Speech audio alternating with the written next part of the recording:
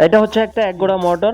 তো খুবই ভালো মানের একটা মোটর। মোটরটা এমন জায়গায় এমনভাবে ফিটিং করছে, এখানে দুইটা ইউনিয়ন সকেট একই জায়গায় দিয়েছে। পাইপ রেস দিয়ে খোলার বা ফিটিং করার কোনো সুযোগ নেই। আর এখানে খাওয়ার পানি সংগ্রহ করার জন্য একটা ট্যাপ দিয়েছে, উপর দিয়ে মোটরে ফুল করার জন্য একটা পয়েন্ট রাখছে।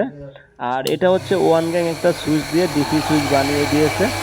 তো মোটর চালু করছি, মোটর চলতেছে, পানি উঠতেছে। আর এখানে মোটরের সমস্যা ছিল, পানি উঠতো না।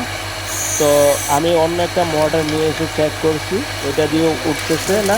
তো সমস্যা ছিল লাইনে, লাইনে কাজ করে দিছি। তো পানি মোটামুটি প্রেশার ভালো আছে, পানি উঠতেছে, কোনো সমস্যা নেই। তো এখন টাঙ্কিতে সরাসরি পানি উঠতেছে। আর আমি এখানে এক মগ পানি নিয়ে পরীক্ষা করলাম, দেখলাম পানির প্রেশারটা কেমন। আর এই মোটরটা দিয়ে আমি এখানে চেক দিয়েছি পানি কেন ওঠে না। তো দুটা মোটরেই একই সমস্যা ছিল। তো লাইনের সমস্যাগুলা সমাধান করে দিছি। এটা হচ্ছে টিউবওয়েল, ডিপ টিউবওয়েলের বোরিং। আর এই বোরিং থেকে দুইটা মোটরের লাইন নেওয়া হয়েছে, একটা 3 পোল লাইন, একটা 1 ইঞ্চি লাইন।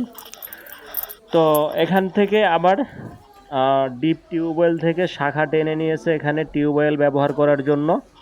তো এখানে মূলত যেই 30 ফুট পাইপ ছিল, পাইপগুলো আমি খুলে ফেলছি, খুলে শুধু একটা পাইপ রাখছি। তো এই হচ্ছে 20 ফুট পাইপ খুলে রেখে দিছি।